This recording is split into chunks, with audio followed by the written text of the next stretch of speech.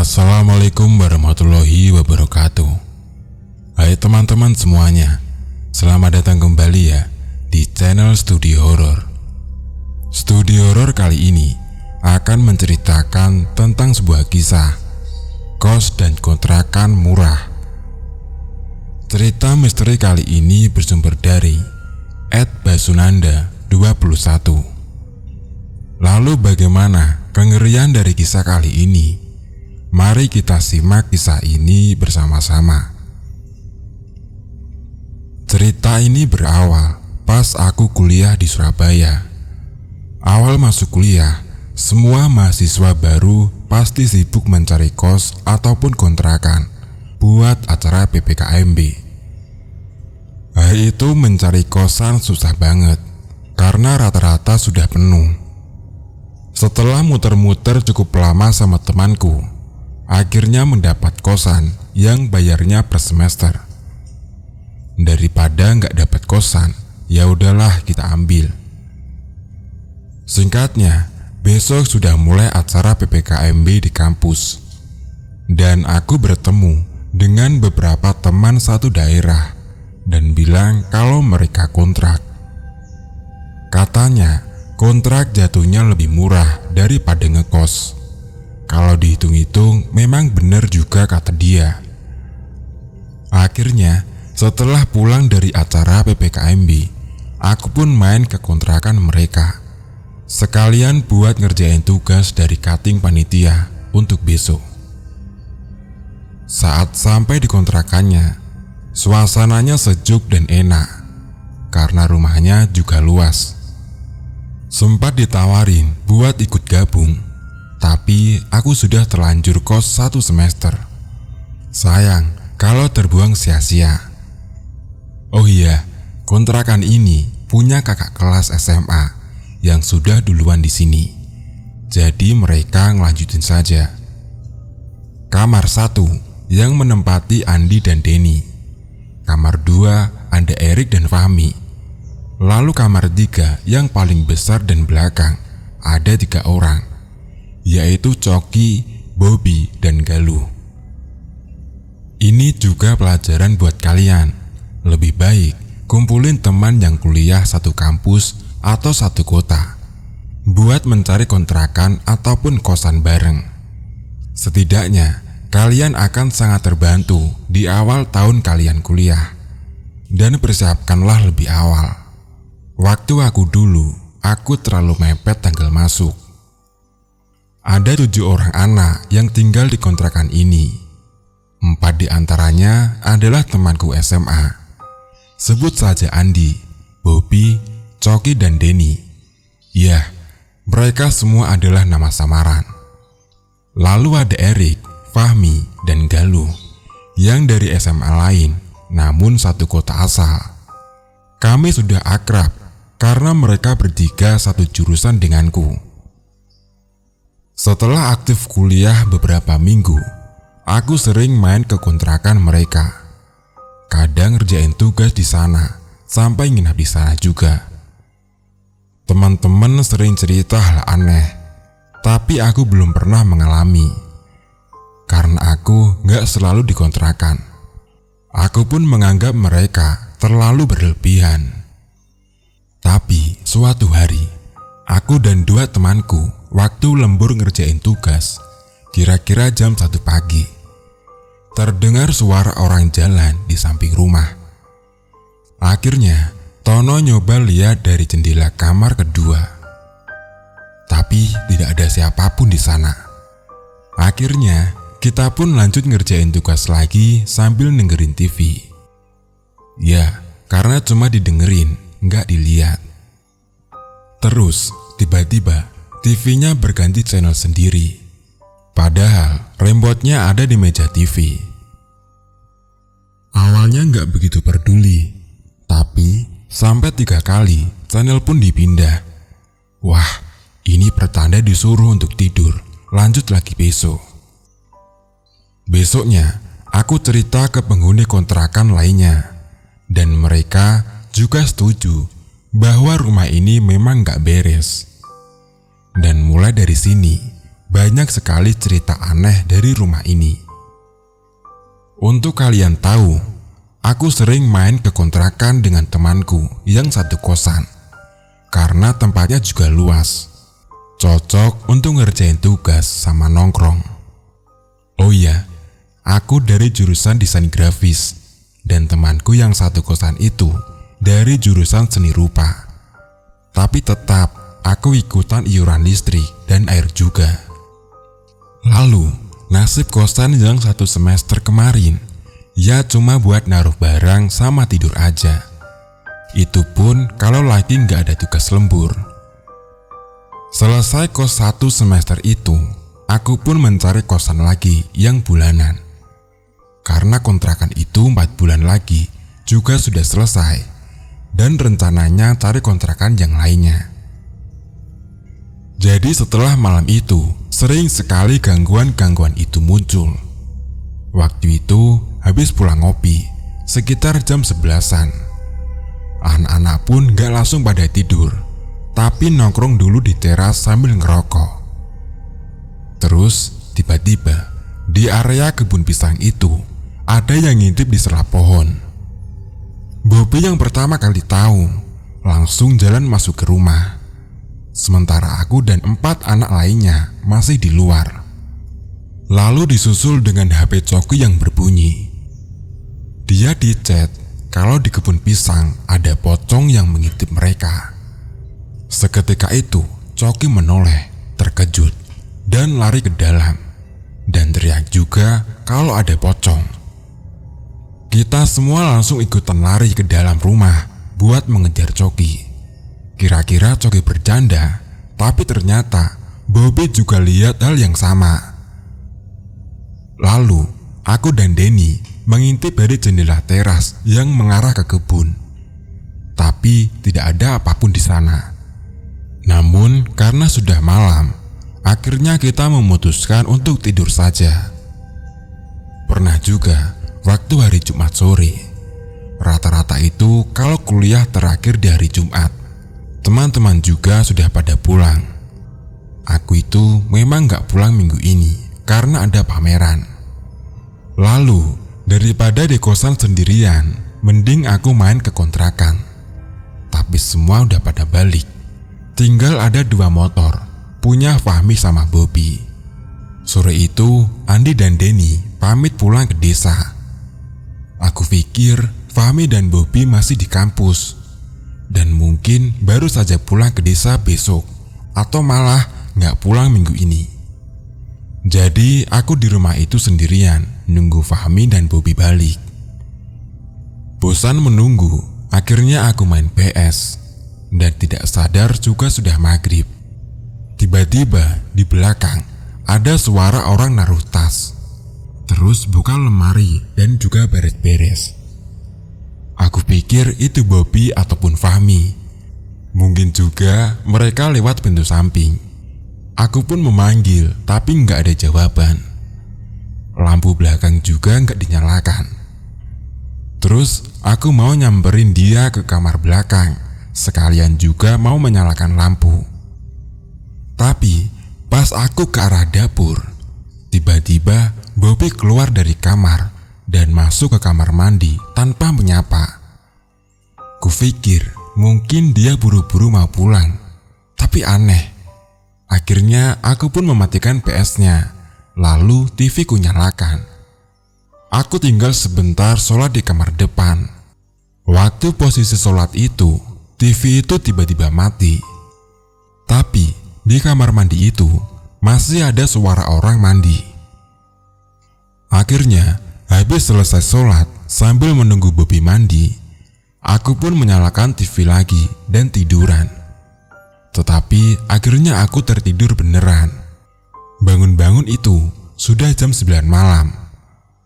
Aku pun melihat motor Bobby dan Fahmi masih di ruang tamu.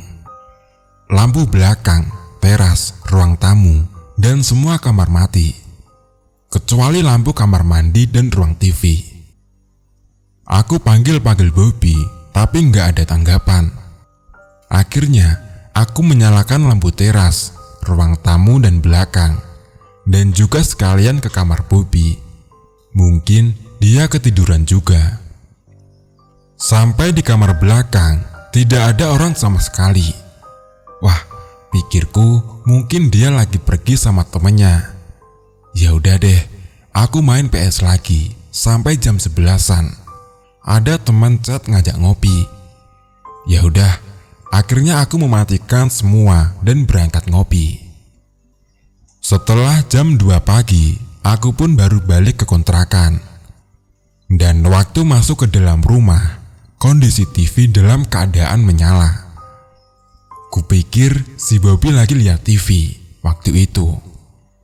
Tapi ternyata gak ada orang di depan TV itu. Aku pun ke kamar Bobby juga, tetap gak ada orang. Tiba-tiba aku merinding gara-gara ada yang bernafas di belakangku.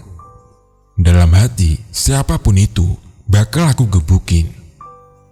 Dan pas noleh, gak ada siapapun di belakangku. Aku pun langsung balik ke kamar depan. Pintu aku kunci. Terus aku berusaha buat tidur saja. Karena waktu itu juga aku sudah ngantuk. Hari Sabtu pagi, aku mencoba menghubungi beberapa teman. Dan ternyata si Bobby ini juga sudah pulang bareng dengan temannya dari hari Jumat siang. Tapi motornya ditaruh di rumah kontrakan. Lalu banyak lagi gangguan-gangguan kecil, seperti suara tangisan cewek, orang lari-larian di samping rumah, anak-anak kecil yang mengintip di jendela teras, saklar lampu on off dengan sendirinya, TV tiba-tiba error, suara orang mandi, padahal semua lagi kumpul di ruang tengah, dan ada anak lari dari dapur ke ruang tamu. Ada juga mbak-mbak yang nongkrong di atas pohon di tengah kebun pisang, dan si pocong tentunya.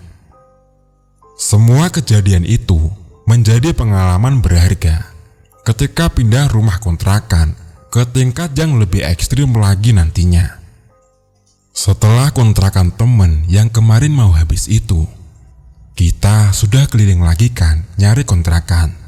Aku sama temenku, Tono dan Nur, cari di daerah dekat kampus dan sekitarnya. Dan kami menemukan 2 kandidat rumah.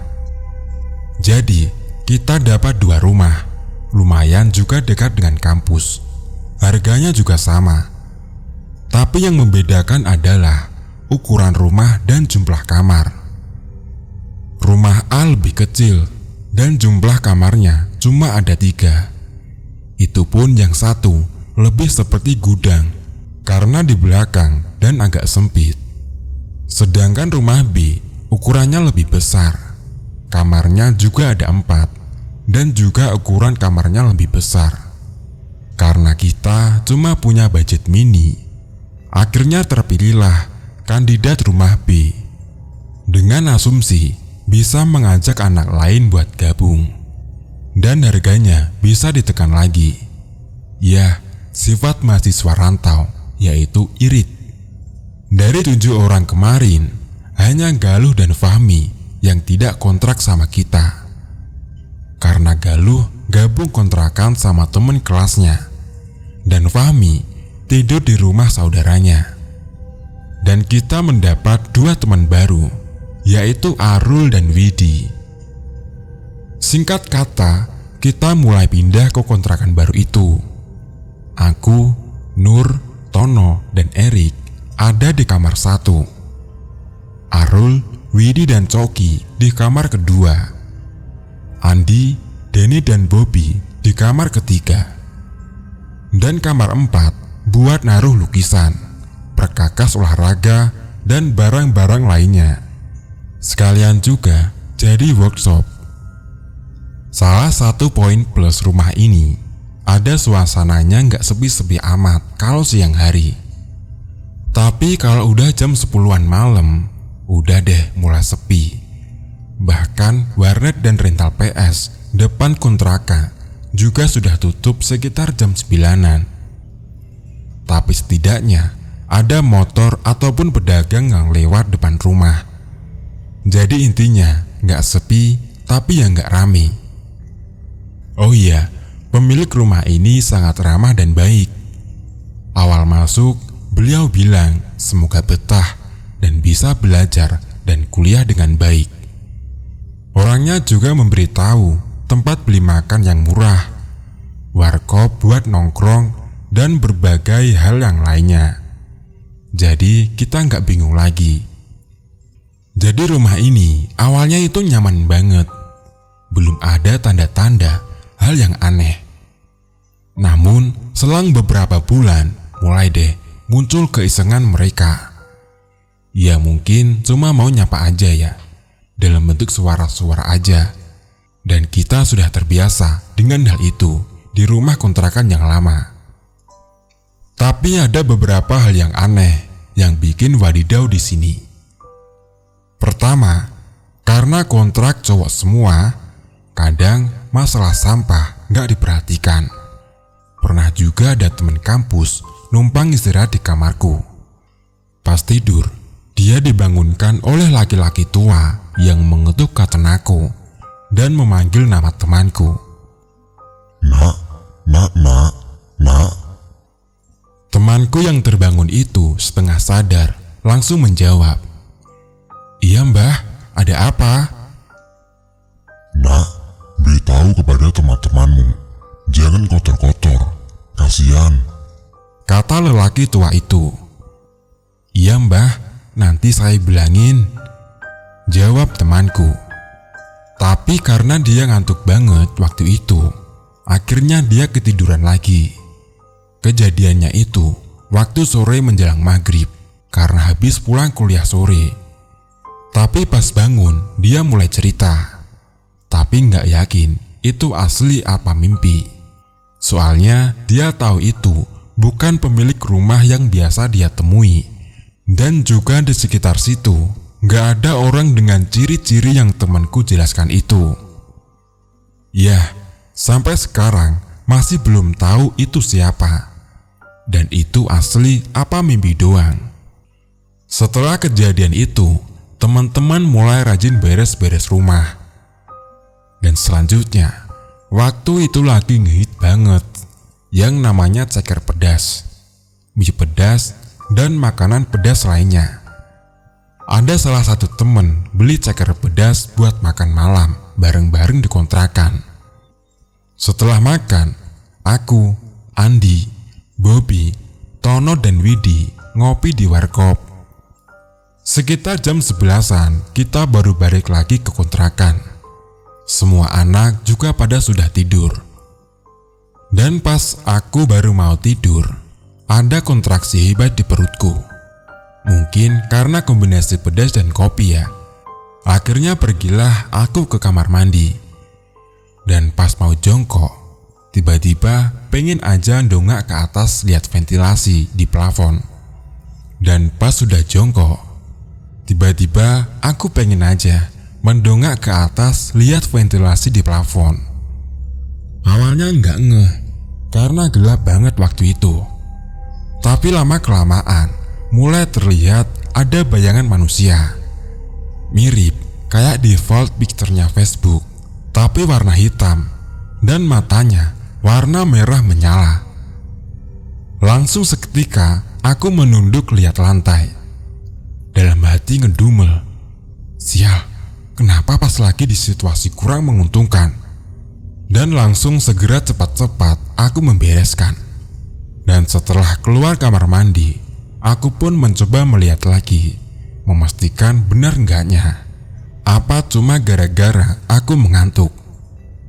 Dan setelah lihat ke atas, dianya masih ada, malah gerak-gerak dan kepalanya geleng-geleng dengan mata merahnya yang menyala. Aku pun mengambil air dengan gayung dan kusiramkan ke atas. Dan aku langsung masuk ke kamar. Pintu kututup. Sampai si Nur pun bangun. Dia bertanya, "Loh, kok lari-lari dari dalam rumah?" Aku pun cuma nimpalin, "Udah, tidur aja lagi. Besok tak ceritain." Besoknya aku cerita ke Nur soal tadi malam. Awalnya kita ragu-ragu mau memastikan itu benar apa enggak. Atau jangan-jangan itu orang, hewan, atau lainnya. Pokoknya kita waktu itu mengecek dulu. Lalu kita pinjam tangga ke rumah depan. Lalu aku cek ke atas, cuma modal senter doang waktu itu. Dan gak sampai masuk ke loteng juga. Cuma senter kanan kiri, atas sama belakang. Tapi memang gak ada apapun di sana. Gak tahu lagi kalau dianya ngikutin di belakang kepalaku, kan gak kelihatan. Dan akhirnya kita cuma berasumsi bahwa mungkin itu hanya imajinasi yang terlihat nyata. Daripada dipikirin dan bikin resah satu rumah, akhirnya nggak ada pembahasan lagi. Tapi setiap aku ke kamar mandi malam-malam, selalu iseng lihat ke lubang ventilasi. Siapa tahu dia ada di situ. Tapi sampai kelar kontrak di situ, ya nggak ada lagi bayangan itu. Nggak tahu lagi kalau teman-teman lain ada yang lihat juga. Lalu pernah juga suatu saat, aku, Nur, Erik, dan teman kampus namanya Jaya dan Fadli nongkrong bareng di depan. Nongkrong sama main gitar. Waktu itu sekitar jam 11-an, Erik dan Fadli masuk mau tidur.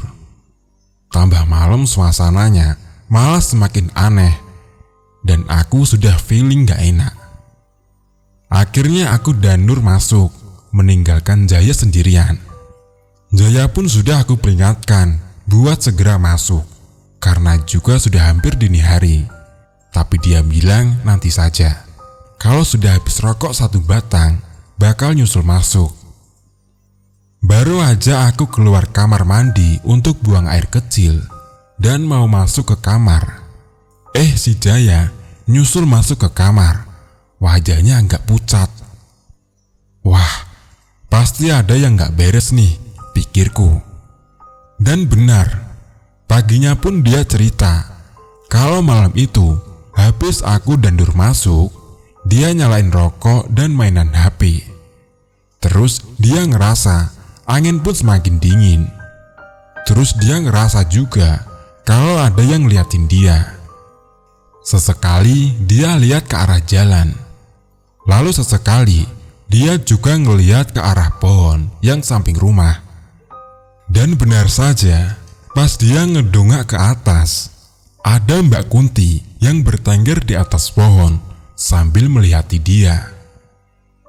Jaya bilang dia berusaha tenang, beresin gitar dan matikan rokoknya. Lalu dia pun bilang, "Permisi, saya mau masuk dulu ya." Terus habis itu langsung jalan cepat masuk ke dalam rumah.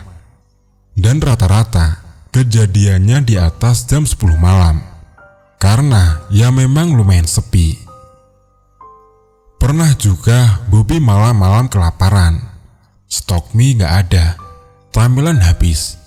Mau keluar beli makan mager. Akhirnya dia nungguin Kang nasi goreng yang biasanya lewat depan. Sampai akhirnya dia pun mendengar bunyi mangkuk diketuk, seperti orang jualan bakso. Pikirnya dia, gak apa-apalah, daripada kelaparan, bakso pun gak masalah. Akhirnya dia keluar rumah lah waktu itu untuk ngecek di jalan. Dia noleh kanan dan kiri, gak ada tukang baksonya. Waktu itu dia masih positive thinking, kalau mungkin masih di tikungan gang sebelah. Dia pun masuk lagi untuk mengambil HP, terus menunggu di depan. Dan suara itu terdengar lagi. Dia pun keluar pagar dan tetap gak ada tukang baksonya itu. Sampai-sampai 4 kali dia dibuat bolak-balik keluar pagar. Akhirnya karena dia kesal, dia jalan sampai di tikungan gang sebelah.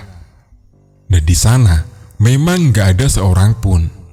Bahkan kucing aja gak lewat. Dia pun langsung balik ke rumah dan kunci semua pintunya. Dan gak hanya Bobi, ternyata ada Coki dan Denny yang pernah kayak gitu juga. Malahan Coki pernah disatuin sama penjualnya. Dan dia dengar dengan jelas kalau penjualnya itu bilang, Iya. tapi pas keluar pagar, dia nggak lihat tukang baksonya. Bahkan sampai dia cek ke tikungan gang sebelah juga.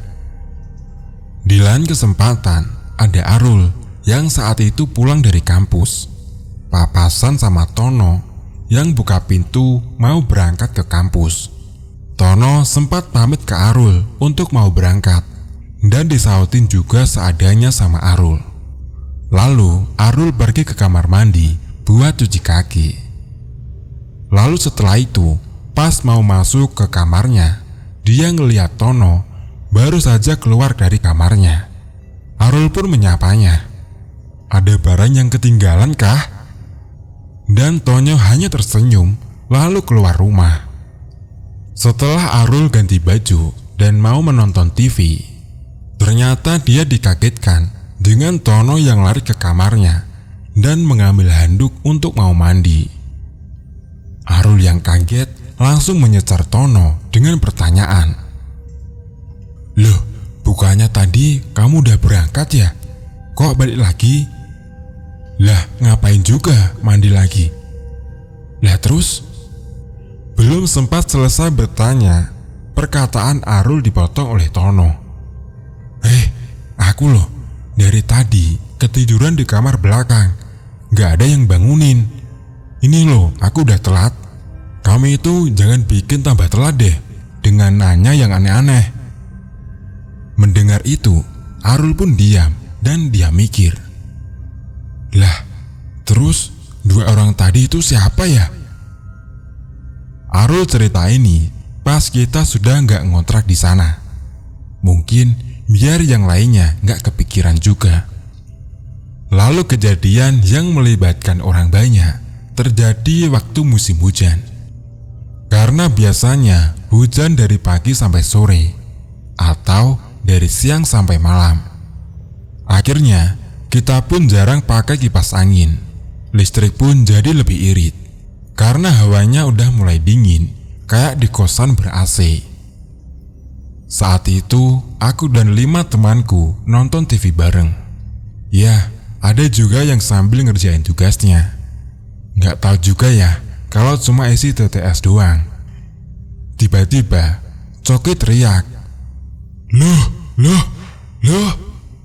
Sontak anak lain menimpali. Ngapain kamu?" Tanpa banyak bicara, Coki pun menunjuk kipas angin yang baling-balingnya itu tiba-tiba muter dengan sendirinya. Kayak diputer sama tangan gitu.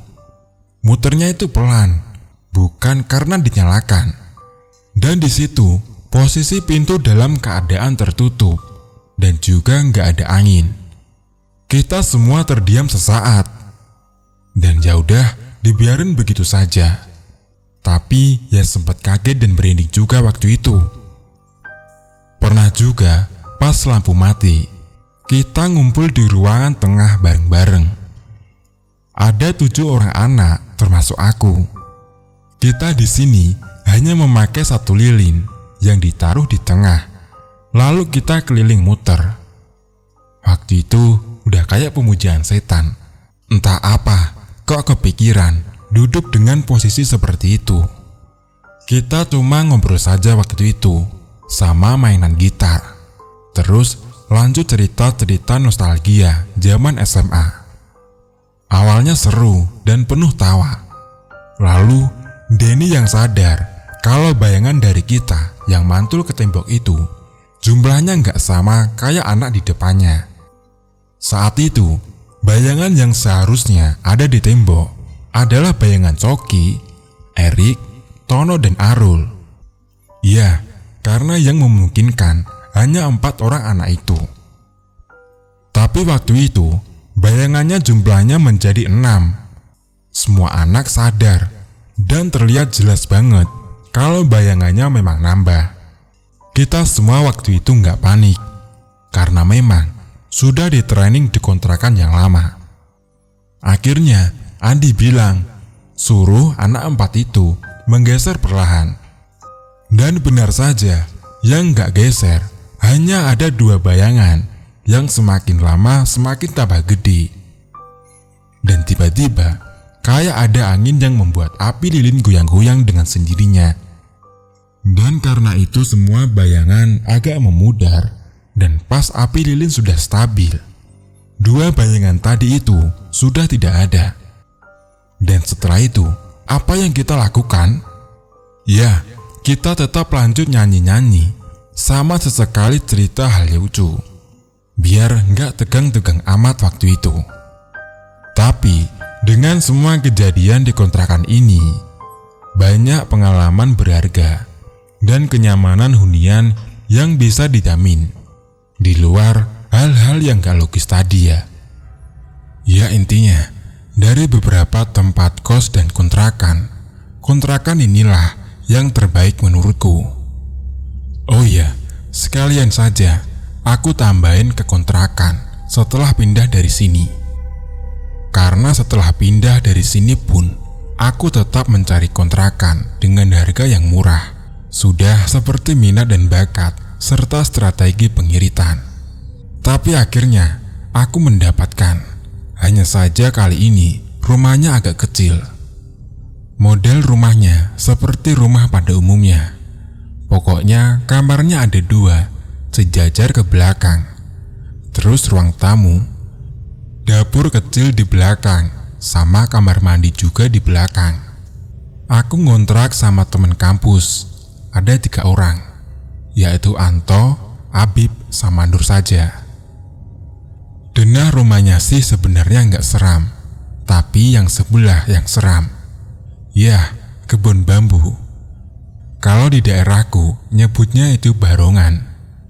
Disitulah banyak sekali hal yang janggal yang menjadi cerita di sini. Lagian, satu deret denganku hanya ada 3 rumah yang sudah jadi. Lainnya hanya lahan, atau sudah menjadi rumah tapi kosong, ataupun sudah menjadi rumah tapi tinggal finishing. Ada juga yang masih pondasi. Ya, kira-kira ini perumahan mini dengan kafling terbatas dan hanya 1 gang saja. Dan rumahku yang paling pojok. Jalan yang buntu mentok di kebun bambu dan beberapa tanaman lain. Sebenarnya, di sini pengalaman horornya lebih sedikit daripada sebelumnya. Karena di sini lagi sibuk ngejar dosen, revisi laporan, dan lebih sering pulang kampung. Di sini, meskipun yang ngontrak 4 orang, tapi teman kampus sering kumpul di sini. Istilahnya menjadi base camp. Pertama kali tahu kalau ada yang janggal di sini, ya karena diberitahu oleh Abib.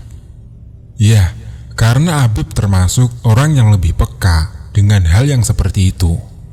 Dia bilang, kalau lagi sendirian ataupun gak banyak orang pas malam banget, jangan nongkrong di teras ataupun di taman. Mending di dalam saja, tapi pintunya boleh dibuka. Tapi ya kandas, pas Abib pulang kampung, teman-teman kampus yang lain lagi nongkrong di depan sendirian, galau sambil ngisap rokok. Yang mana pasti akan diganggu sama penghuni kebun bambu yang ada di sebelah.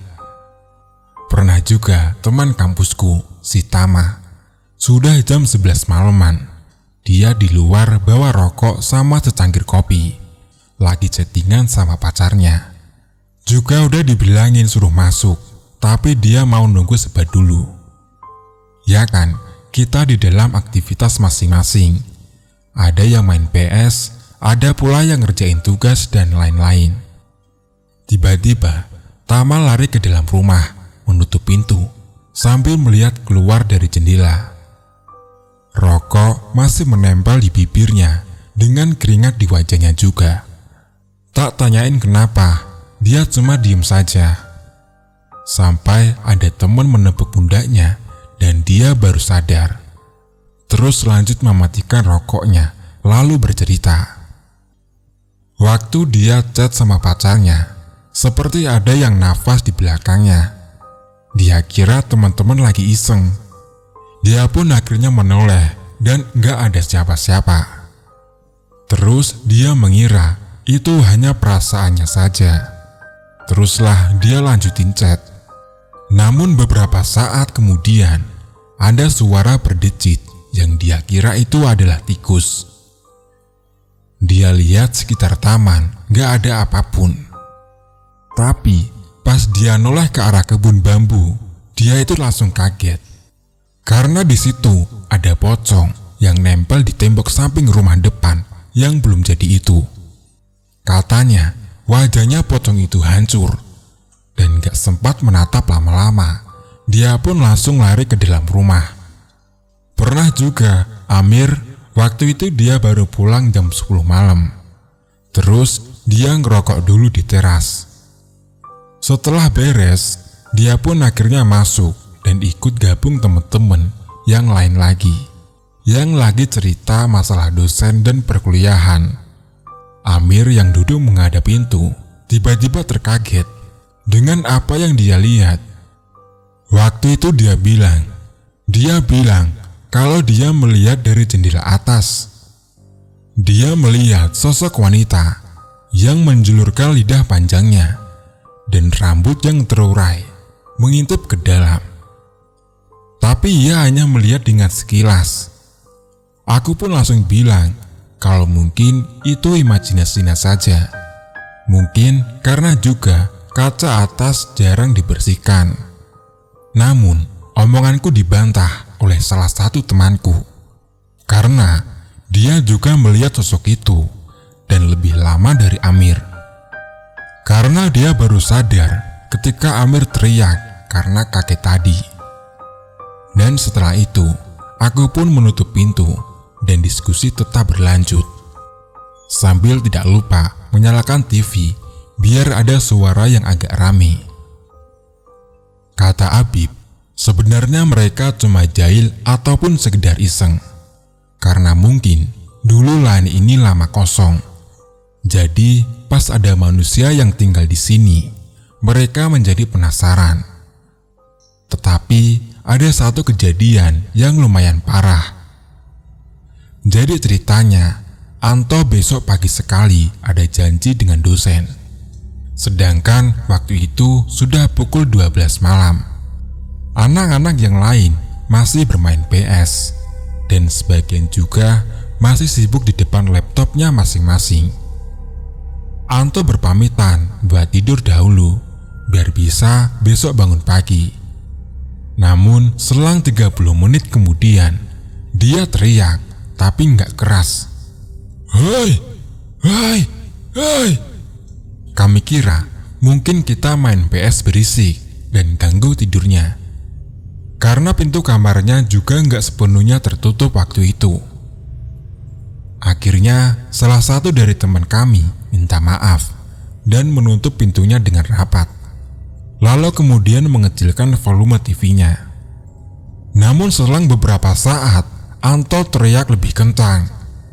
Hei, tolong, tolong. Kita semua pun langsung lari menuju kamarnya, dan posisi dari Anto terlentang dan tangannya melipat di dada. Aku pun langsung membuka tangannya dan membangunkan tubuhnya, dan dia saat itu langsung ngos-ngosan. Kami kira waktu itu dia kena ketindihan. Lalu dia bangun dan langsung bercerita. Kalau tadi, waktu dia tidur, dia melihat ada orang yang masuk, tapi samar. Karena lampu kamar dalam kondisi posisi mati. Lalu orang tersebut duduk di atas perutnya dan tersenyum lebar dan juga kadang tertawa.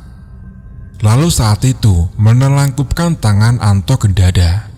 Sampai akhirnya Anto teriak meminta tolong.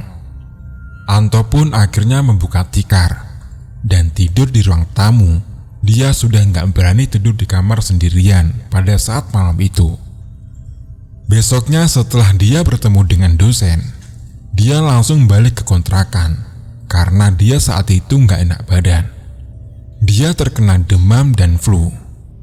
Nggak tahu juga ya, dia terkena efek tidur di ruang tamu atau karena kejadian semalam.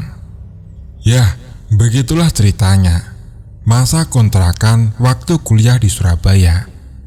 Di sini yang diceritakan cuma kontrakan doang, sedangkan di judul ada kos juga.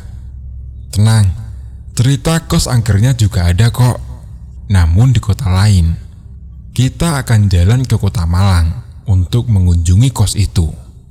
Di sini aku bakal ceritain pengalamanku waktu ngekos di Malang. Ya, meskipun di sana cuma setiap weekend sama hari libur doang. Dulu, waktu kuliah sekitaran semester 3 sampai semester 5, aku diajak sama temen buat kerja sampingan. Ya, hitung-hitung sama nambah uang jajan sama hobi saja. Jadi, setiap weekend, aku berangkat ke Malang. Tapi, nggak di setiap weekend. Kadang sebulan 1 hingga 2 kali saja. Tapi kalau liburan semester atau waktu kampus gak banyak kegiatan, ya berangkatlah ke Malang. Kadang juga kerjanya dikit, tapi banyak mainnya. Aku kerja dengan temanku di sebuah agensi desain kecil, ngerjain kompro, branding, foto produk, dan lain sebagainya. Loh, weekend kok malah kerja? Ya, memang dulu lagi seneng-senengnya dapat duit sendiri, apalagi bisa sekalian cari pengalaman. Jumat pagi atau sore, langsung aku tancap gas ke Malang. Itu pun kalau lagi nggak pulang kampung. Sekalian juga minta diajarin tentang bisnis, desain, dan lain-lain. Makanya, aku semangat walau weekend. Tempat kerjanya itu nyewa rumah di perumahan di daerah Belimbing. Lingkungannya asri dan tenang. Dan tapi, rumah ini penuh dengan misteri. Maka dari itu, setelah beberapa kali tidur di kantor, aku menjadi nggak betah sendirian. Akhirnya, aku nyari koslah sama temanku. Oke, temanku ini satu daerah denganku. Sebut saja dia si Joni. Joni ini kuliah di Malang, ikut komunitas sana-sini, dan akhirnya diajak gabung sama yang punya kantor. Dan si Joni ini ngajak aku juga buat gabung dan diizinkan sama pemilik kantor, Bang Kevin. Singkat kata, aku biasanya tidur di kosan temanku. Tapi Bang Kevin pernah menyuruhku tidur di kantor saja, sekalian buat ngejaga di situ. Tapi karena penuh dengan misteri itu tadi, akhirnya aku cari koslah lagi sama temanku. Yang lebih penting, ini temanku. Soalnya dia buat sehari-hari, dan sedangkan aku cuma waktu weekend doang. Akhirnya setelah nyari-nyari, ketemu juga nih kos mini dekat dengan kampus dia di daerah perumahan. Dapat dengan harga yang murah. Mungkin karena itu kayak rumah biasa aja, terus disewakan per kamar sama yang punya. Temanku waktu itu kebagian kamar yang belakang, nomor 3. Mungkin karena di perumahan menjadi selalu tampak sepi setiap saat, kecuali Sabtu dan Minggu pagi, lumayan ada orang jalan. Aku pun sama temen biasanya balik dari kantor pukul 6 sore. Itu pun kalau lagi nggak kemana-mana. Sesekali kita pulang malam, karena waktu itu lagi ngumpul sama orang kantor atau komunitas. Di rumah ini ada Bang Iwan sama Bang Wendy yang di kamar 1. Mereka mahasiswa lama dan juga penghuni kos yang paling lama. Lalu ada Bayu dan Anton. Mereka mahasiswa baru yang ada di kamar 2. Jika cuma mampir sesaat kayak aku sih, nggak begitu kerasa anehnya. Tapi bagi yang tinggal lama di situ, ya begitulah. Di rumah ini nggak rame kalau masih ada 3 atau lebih dari 3 orang. Jadi di rumah ini yang nunggu nggak akan jahil, kecuali kalian tinggal berdua atau malah sendirian. Jadi kalau pulang harus janjian dulu ya, biar nggak kena jahil. Ini kata penghuni lama. Ini cerita dari Bang Iwan. Katanya dulu ada penghuni kos yang lama, yang baru masuk kos beberapa minggu. Sebut saja Henry. Saat waktu pulang, Bang Iwan lupa nggak ngabarin orang di kosan. Dan singkat kata, tinggallah satu orang itu saja nih di kosan. Bang Iwan dan temannya satu kamar yang dulu udah pulang. Terus ceritanya, orang ini baru balik dari kampus. Kira-kira itu jam 7-an malam. Karena lagi ada kegiatan waktu itu. Dan pas masuk ke dalam rumah, tumben-tumbenan motor udah rapi di ruang tamu. Mungkin anak-anak waktu itu lagi males jalan. Lalu pas masuk ke ruang tengah, di kamar Bang Iwan ada orang yang nyalain musik. Waktu itu pas dipanggil, ya disautin lah sama Bang Iwan. Ya dikira memang orang kos gak pulang. Terus pas malam sekitar jam 10-an, orang itu beli makan di depan. Nawarin lah, ada yang nitip apa enggak. Dan waktu itu juga ada yang jawab tidak dari kamar lainnya. Pas dia balik kos lagi, ada Bang Iwan dan 2 penghuni kos lainnya pada nonton TV. Yah, sekalian saja dia makan di situ sambil nonton TV bareng. Gak ada yang aneh. Malahan, waktu salah satu mau tidur juga, dia pamitan. Tapi keesokan paginya, waktu dia beres-beres rumah, rasanya sepi banget, kayak dia waktu itu sendirian. Dan agak lama, Bang Henry manggil-manggil anak kos yang lain buat nitip sarapan. Tetapi gak ada sautan pun sama sekali. Padahal kan mereka tadi malam tidur duluan, dan Bang Henry tidur yang terakhir. Akhirnya waktu itu Bang Henry beli makan sendirian, lalu cuci baju dan nitip jemuran ke penghuni kos. Meski belum bangun, setidaknya pas bangun nanti, mereka bakal angkatin jemuran kayak biasanya. Lalu Bang Henry pun lanjut ke kampus dan mengambil beberapa barang di kos temannya. Kira-kira sore pas balik ke kosan, kondisi hujan. Bang Henry tetap lihat motor mereka masih ada di dalam. Gila, betah amat di kosan ya. Biasanya kan udah pada cabut saja, pikirnya. Tetapi pas Bang Henry masuk ke dalam rumah, tetap di situasi yang sepi yang didapatnya. Dan jemurannya basah karena nggak ada orang yang angkat. Dengan nada yang agak kesal, dia memanggil penghuni lain, tapi nggak ada sautan pun. Sampai kamarnya diketok-ketok, tetap saja nggak ada yang menanggapi. Dan saat itulah dia merasa ada yang janggal. Dia beresinlah jemurannya, terus menunggu di teras rumah. Sampai akhirnya ada seorang penghuni kos yang kemarin ikut nonton TV baru saja datang. Dengan nada yang marah, Bang Henry ngomong ke anak itu, "Wan, kalau mau pergi ya tolonglah jemuran temannya diangkatin dulu." Merasa nggak ada salah, Bang Iwan pun langsung menjawab, "Loh, aku loh baru aja datang. Kok kamu marah-marah toh?" Bang Henry pun bingung, lalu tanya ke dia, bukannya kamu kemarin ada di kosan sama si Heru dan si Yoyo?" Seketika itu, Bang Iwan sadar kalau Bang Henry baru kena jahil sama penghuni sini. Soalnya, dulu Bang Iwan juga pernah ditinggal berdua sama kamar sebelah. Akhirnya Bang Iwan tanya kronologi kejadian kemarin malam. Dan dia pun akhirnya bercerita pengalamannya. Pas dulu di posisi yang sama dengan Bang Henry. Jadi waktu itu ceritanya adu nasib ya. Akhirnya selang sebulan, Bang Henry pun pindah dari kosan. Lalu, aku juga pernah menemukan kisah ajaib. Kejadiannya tepat waktu baru datang. Kira-kira Jumat malam jam 8-an. Kondisi perumahannya lumayan sepi. Terus ada tuh 4 anak-anak main di taman tengah malam.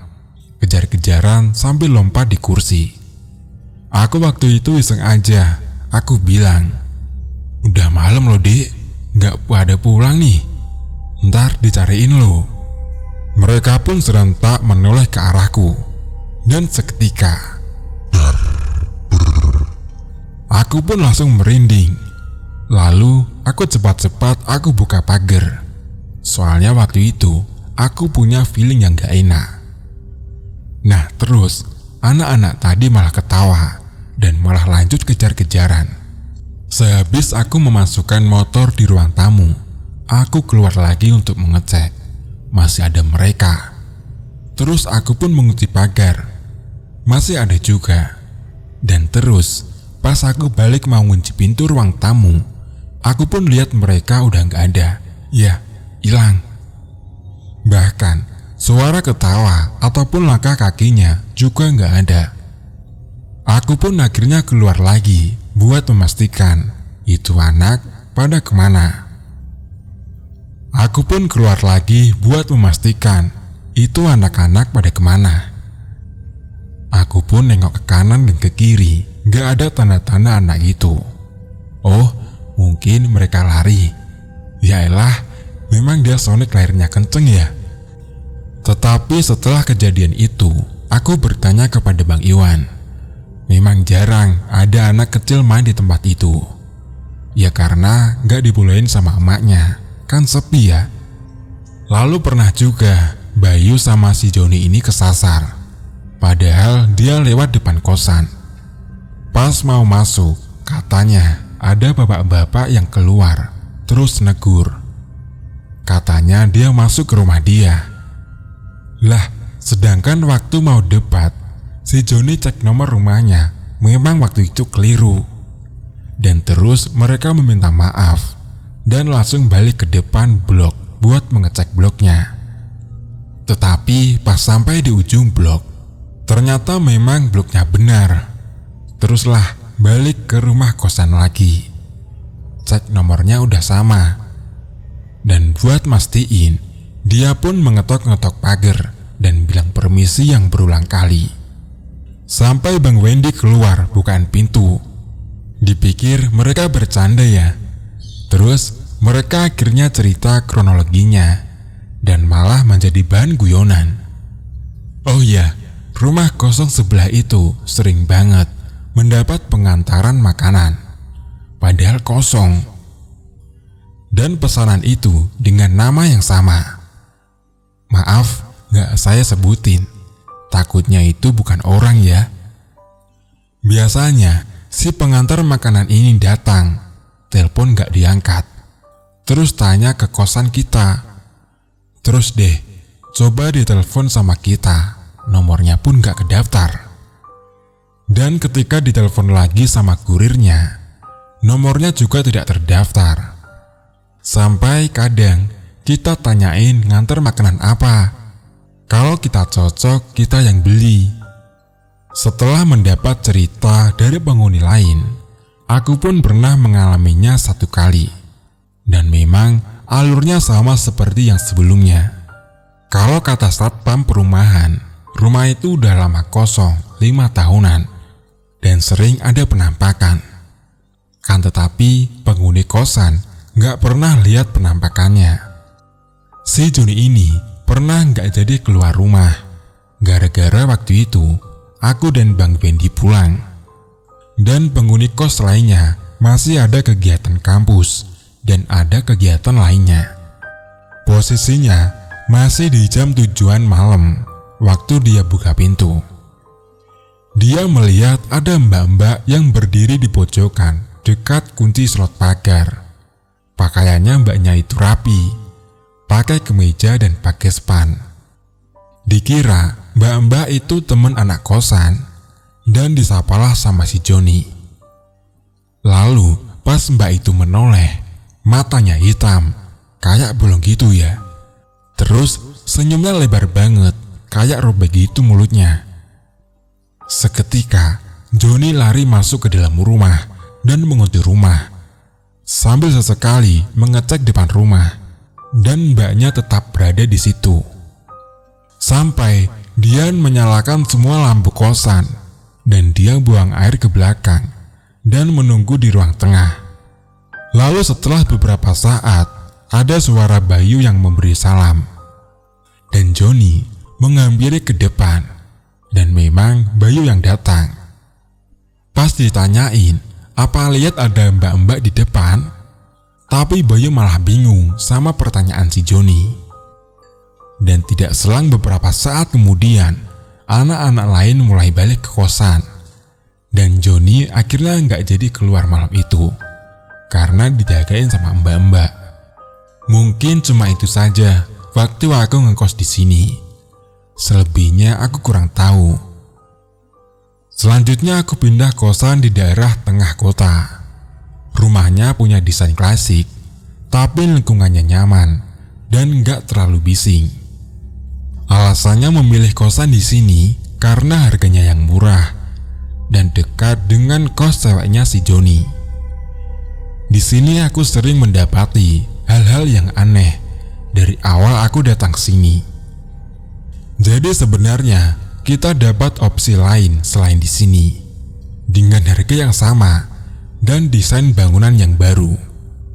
Tapi kita harus menunggu karena semua kamar dalam keadaan penuh dan baru ada kosong sekitar 2 bulan kemudian. Tapi waktu itu Joni nggak sabaran dan dia ambil kos yang tadi kuceritakan sebelumnya. Aku nggak masalah juga, lagian yang sering nempatin kan dia. Jadi kita dapat kamar di tengah, nomor 4. Di sini adem dan sepi, karena penghuninya juga cuma 7 orang. Karena juga waktu itu kita jarang ketemu sama penghuni lainnya, yang rata-rata pada kerja. Di sini agak jauh dari jalan utama. Jadi kalau lagi cari makan, mending sekalian waktu pulang kerja, atau pas memang rencana mau jalan. Kembali ke cerita, awal masuk kamar, pas buka pintu, tepat di depannya ada lemari pakaian dari kayu, nggak besar, dan mungkin tingginya hanya 1,5 meter.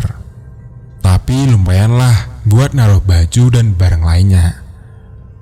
Anehnya, pas aku pertama masuk, tiba-tiba pintu lemarinya kebuka dengan sendirinya. Langsunglah feelingku nggak enak. Tapi aku masih berpikir positif. Oh, mungkin kena angin pintu kamar. 2 weekend awal di situ nggak terjadi apapun. Sampai aku ke sana untuk kali ketiganya pas aku mau balik ke Surabaya. Aku beresin barang-barang, dan waktu itu minggu malam. Joni lagi keluar sama ceweknya. Lalu aku memasukkan tas semua, tinggal tas kamera sama buku kalau gak salah. Terus aku tinggal ke kamar mandi buat cuci muka, biar segeran dikit. Dan ketika aku balik, ternyata beberapa isi tas ada di luar. Sempat bingung juga aku waktu itu. Perasaan semua udah tak masukkan, tinggal kamera sama buku. Ya udahlah, aku beresin lagi. Memasukkan semuanya, tinggal angkut. Lah, pas mau kunci pintu kamar, si lemari ini tuh buka sendiri pintunya. Terus aku pun tutup lagi lemarinya. Dan waktu ku cek sekalian, pintunya dalam keadaan baik-baik saja, gak rusak sama sekali. Ya udahlah, aku balik lagi. Dan waktu mau kunci pintu kamar, lemari itu kebuka lagi. Wah, akhirnya aku geser kursi dan tak taruh nopang pintunya. Kalau sampai kebuka lagi, berarti memang ngajak ribut tuh lemari. Dalam hati, kalau kebuka lagi, bakal aku balikin lemari ini. Jadi pintunya hadap ke tembok. Dan ajaibnya, pintu itu nggak kebuka lagi. Pernah juga lemari ini ada bunyi dari dalamnya. Kirain ada tikus masuk. Sampai kita bongkar isi dalam lemarinya dan dikeluarkan semua barangnya dan lanjut dicek kondisinya. Ternyata dalam baik-baik saja dan gak ada tikus, kucing, ataupun hewan lainnya. Tapi suara-suara itu sering kedengaran pas Joni atau aku kebangun waktu mau ke kamar kecil, ataupun kalau kita lagi lembur ngerjain sampai malam. Tapi aku nggak peduli, kita pakai headset. Yang paling serem adalah cerita dari Joni. Katanya waktu dia habis pulang kerja, sekitar jam 8-an, dia lanjut makan sama nonton film. Lalu tanpa sadar, sudah jam 10-an aja katanya. Dan karena bosan, dia pun pindah genre filmnya ke film lainnya. Di sela film, Joni menangkap bayangan di bezel laptopnya. Terus dia nengok ke belakang, tapi nggak ada siapapun. Mungkin cuma refleksi baju yang digantung ya. Terus dia pun lanjut nonton lagi. Dan dia lihat refleksi bayangan itu lagi. Dan dia lihat dengan jelas kalau itu bukan baju. Dia pastikan lagi sebelum menoleh. Dan memang itu seperti bayangan orang. Pas noleh, set, ternyata kosong lagi. Dan dia sempat diam beberapa saat. Karena dia sendirian, belum ngantuk dan udah malam juga. Akhirnya dia lanjutin nontonnya. Tapi dia nggak nonton full, istilahnya dia muter filmnya. Tapi fokus ke pojok bezel laptopnya buat lihat bayangan itu. Tapi nggak ada bayangannya. Yang ada, ya baju digantung. Lega, karena dia ngira itu cuma imajinasinya saja. Dan pas dia noleh, ternyata emang nggak ada orangnya. Sosok wanita familiar yang sering kalian baca di cerita horor berada di pojokan ruangan itu, dekat dengan pintu dan gantungan baju. Tapi sosok tersebut menghadap ke tembok. Joni sempat membantu sesaat, namun dia akhirnya melawan takutnya dan menutup laptop serta berjalan pelan keluar kamar. Dia keluar dengan kepala nunduk jadi nggak kelihatan jelas. Sekalian dia nutup pintunya. Terus dia tiduran di sofa ruang tengah. Sampai jam 12 baru ada anak kamar lain baru pulang dari kerjaan. Joni pun cerita ke anak itu. Dan anak itu langsung nebak. Kamu habis berbuat aneh-aneh ya? Soalnya kata mas itu, selama nggak aneh-aneh, nggak bakalan nyamperin itu nona.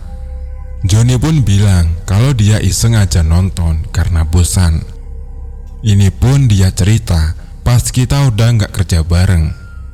Singkatnya, di sini emang sepi, gang sempit, dan akses mau beli apa-apa susah. Tapi untuk ketenangan dan estetiknya, rumah ini juara dengan desainnya. Dulu aku nggak sempat foto-foto karena nggak mikirin kalau sekarang bisa jadi konten. Gangguan lain ya di daerah belakang rumah, depan toilet itu ada sumur. Kalau malam kayak ada suara benda jatuh ke sumur. Terus kalau kebuang air malam-malam itu, kadang ngerasa ada yang ngeliatin dari dalam sumur itu. Aku pun sempat pas ngerasa gitu. Aku cek ya nggak ada apa-apa. Nah terus lagi, depan rumah ini kan ada pohon jambu. Lah di pohon jambu itu kadang dahannya gerak-gerak dengan sendirinya. Nggak ada angin juga. Dan pohon sekitarnya pun nggak ada yang gerak. Cuman satu dahan pohon jambu itu saja, kayak ada yang narik-narik. Yang pernah tahu itu si Joni. Aku pun belum pernah. Karena ini judulnya kos dan kontrakan murah yang banyak gak beresnya. Maka dari itu, aku kasih tahu beberapa cerita kos murah dari temanku. Aku pun juga sempat numpang di kosan situ selama liburan semester, hampir 2 mingguan. Karena lokasinya pun dekat dengan wisata alam di Malang. Kosan temanku ini ada di daerah Malang Selatan. Karena rencana habisin waktu liburan semester di Malang itu, aku mainlah ke pantai dan sebagainya. Di kosan ini ada 10 kamar, dan temanku bilang kalau ada 1 kamar yang dikunci, dan 1 kamar lain bekas orang bunuh diri. Katanya nih, karena temanku juga orang baru di situ. Padahal selisih gang saja dengan kosan depan. Tapi harga kos ini murah banget. Tapi ya gitu, kata temanku angker kosannya. Kadang dari kamar orang bunuh diri itu ada suara menangis. Selama aku di sana itu nggak pernah dengar. Lalu di kamar yang dikunci itu kadang kedengaran suara berisik, suara barang pecah belah diketuk-ketuk. Kadang kelihatan ada kayak bara api keluar dari atap kamar itu. Oh iya, kosnya itu model per satu rumah. Dan yang jaga juga nggak tahu itu kamar kenapa, karena dia cuma jaga aja. Tapi selama di sana, aku nggak selalu mendapati hal aneh itu. Hanya sesekali saja. Ada orang yang ngetuk pintu, tapi nggak ada orang. Nah, ini kata temanku, dulu pas awal-awal dia pindah juga sering kejadian gitu. Selebihnya di sana ya liburan. Jadi lebih baik cari kosan ataupun kontrakan yang biasa-biasa saja. Kalau mencurigakan, mending tanya. Survei harga di beberapa tempat biar dapat harga yang pasaran. Usahakan selalu, di mana bumi dipijak, di situ langit dijunjung.